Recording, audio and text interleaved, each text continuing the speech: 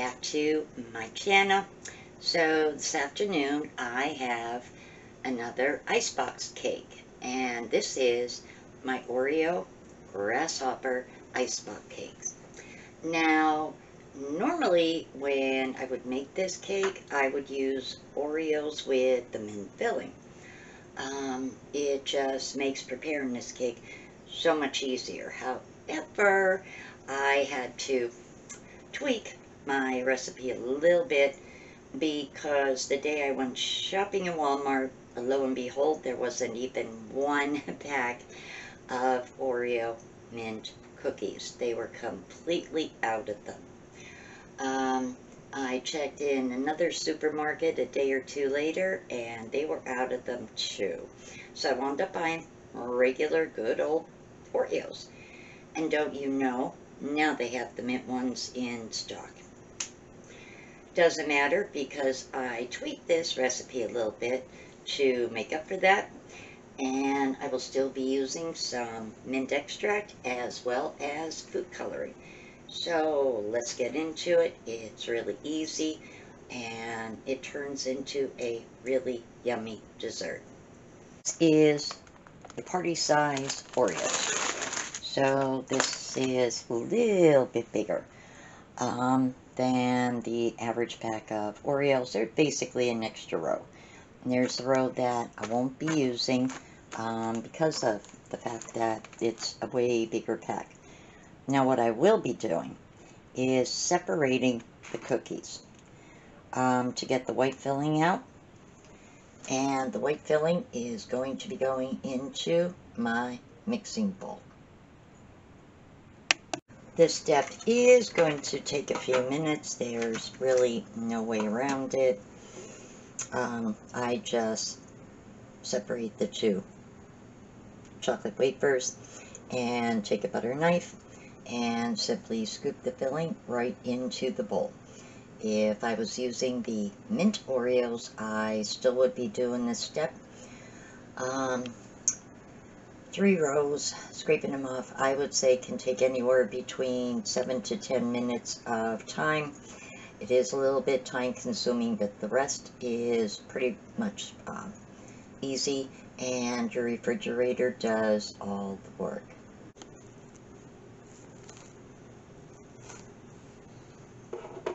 I put one wafer on a plate, take a butter knife, scoop that right off, take a spoon, and voila, into the mixing bowl it goes. Alright, so in this bowl I have the white filling from 3 rows of Oreo cookies. I have my heavy whipping cream. It's 32 ounces, 1 quart, and I just added a half a cup of sugar. I'm going to be using a beater to beat this up. I'm not going to record that because I know some of my subs use earbuds or headphones and the sound of a mixer is very irritating. So just know that I'm going to be using a mixer and mix this all up. Next, I'm going to be adding some green coloring. Now, normally, over the years, I have used the liquid food coloring, so I'm not exactly sure with the gel how much to use. So I'm going to try with that little bit right there and see if that gives me the desired green. I'm looking for like a mint green that says grasshopper cake or grasshopper pie or whatever. That grasshopper green color that you folks probably know what I'm talking about. So again, going to be using the mixer. I'm not going to record it, but I'll show you how it looks and we'll see if I need to add more. Now that's the green, and it may be hard to see with the sunlight, but this came out the perfect shade of green that I was going for. It almost looks like chocolate chip mint ice cream, that color green. And the last step is mint extract. Normally I use like a tablespoon of vanilla or whatever I'm using. But depending on the strength of the actual extract, I may use less because I don't want to overpower with the mint. I want the mint flavor, but I don't want it to be too minty. So I'm going to be using a half of a tablespoon. I'm going to mix that in and do a little quick taste test with a spoon. And be sure that I got that balance. Minty, but not over minty. And again, I used the mixer and a half tablespoon of mint extract. And that works. A half tablespoon. It gives it a light mint flavor, but not overpowering. So, I have this with me from Pennsylvania. Getting some of the yummy filling. And I'm going to spread this out on my plate. It's going to be spread all the way out in the middle, like so.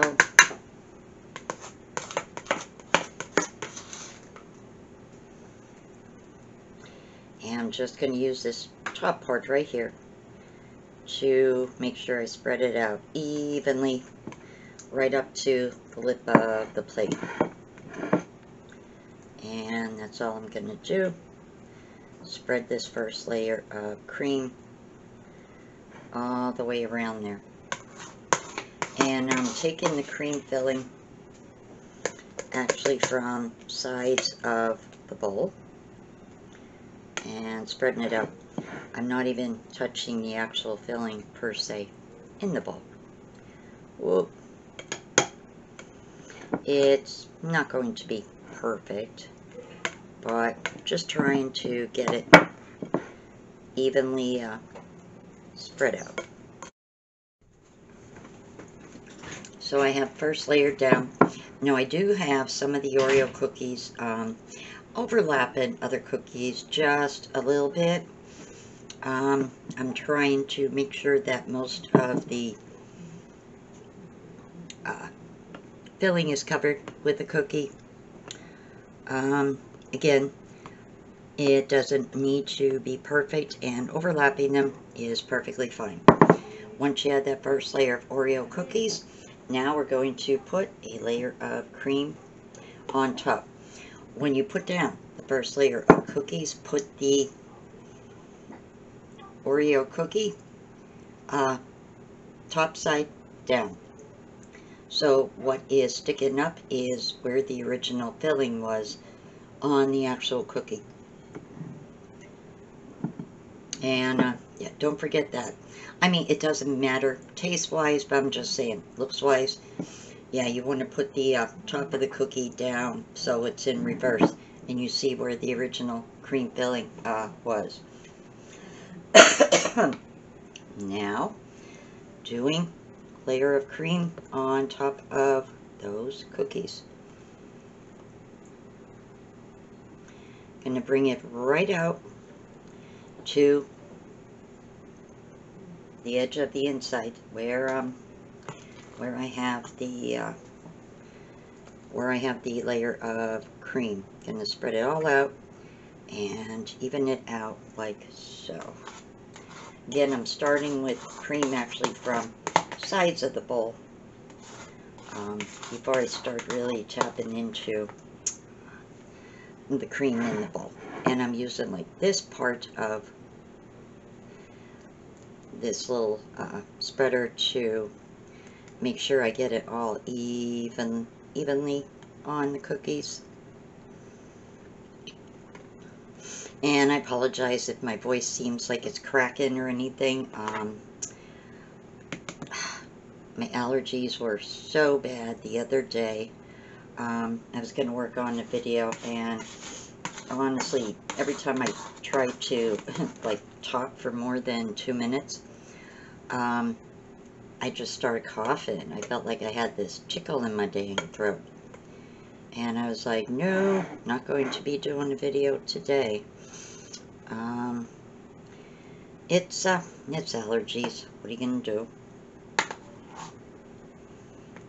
So I took some allergy meds when I went to bed that night, and Next morning I felt a lot better, and then using my allergy spray during the day. Now when this chills in the refrigerator, of course the cookies are going to be more solid and held in place with the cream, so you don't have to worry about, you know, the overlapping, anything sort of moving.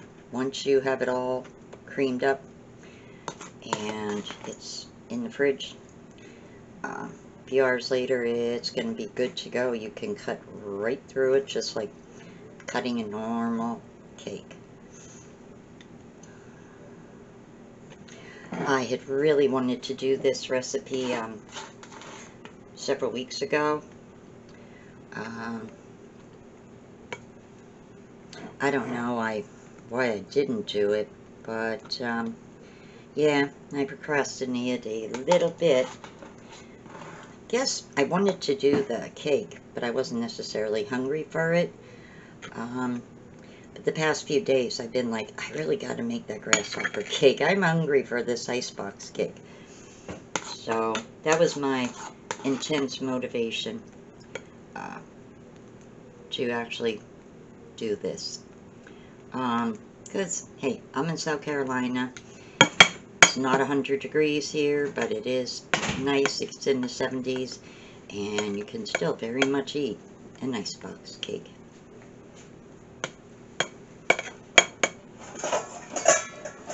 And of course, any filling that falls is, of course, for me.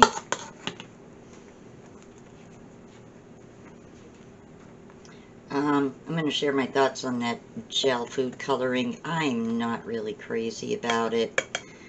I would much rather use the good old-fashioned liquid food coloring. I wound up using, oh gosh, I want to say about 5-6 squirts of that food coloring to actually get this shade of green. Alright, here's my layer of cream. Now I'm going to reverse. The top of the Oreo cookie is going down, like so. That actually says Oreo. And I will be placing them, like so, that you can actually see the Oreo name on.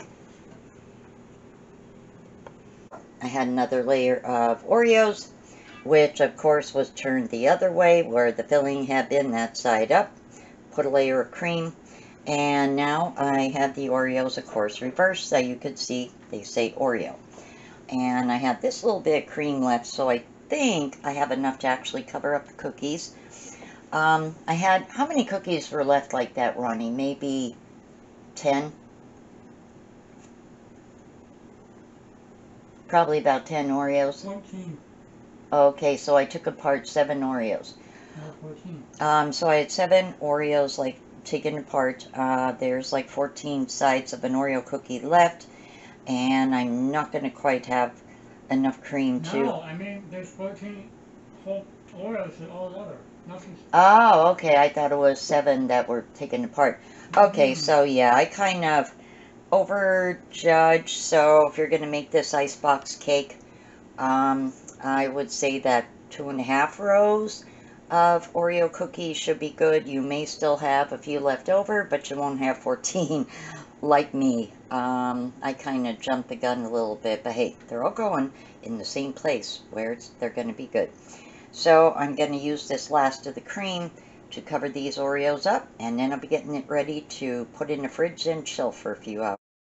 Alrighty, so I am starting to wrap this baby up with some cling wrap.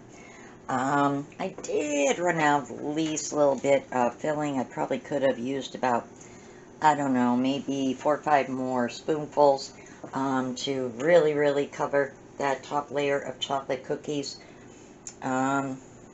What I might actually do is take a few of those Oreos and maybe just crumble them up on top to kind of like hide that. I think that would be a good idea if you run low of cream. Just break up some Oreo cookies and crumble it on top of this cake. And then I'm going to be wrapping this up with some cling wrap, and it's going to go in the fridge to chill for about 4 hours, and it should be good to. Alright guys, moment of truth for me. Ronnie already had a piece of this in the middle of the night, so now it's my turn to see you know, how it turned out for me. There it is. Let me try.